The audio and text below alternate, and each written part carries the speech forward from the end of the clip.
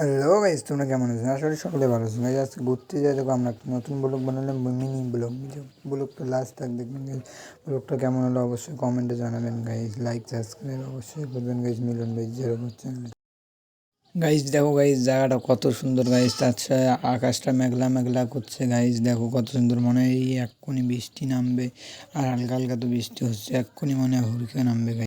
হুড়কের ভয়ে যে আমরা তাড়াতাড়ি বাড়ি যাচ্ছি গাইস। তোমরা কেমন আছে? হ্যালো গাইস, জায়গাটা কেমন লাগলো অবশ্যই কমেন্টে জানাবেন গাইস। দেখো আকাশটা কত সুন্দর মেঘলা করছে, দেখো গাইস।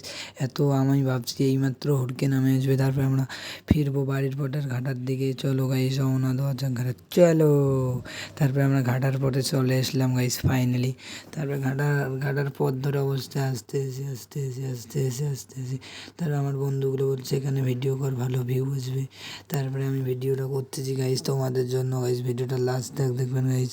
লাইক সাবস্ক্রাইব করবেন গাইস মিলন ভাই চ্যানেলটাতে গাইস। হ্যালো ভাই, তোমরা কেমন না আছেন? তারপর আবার ফাইনালি ঘাটার পথ ধরে আমরা আগাইতেছি।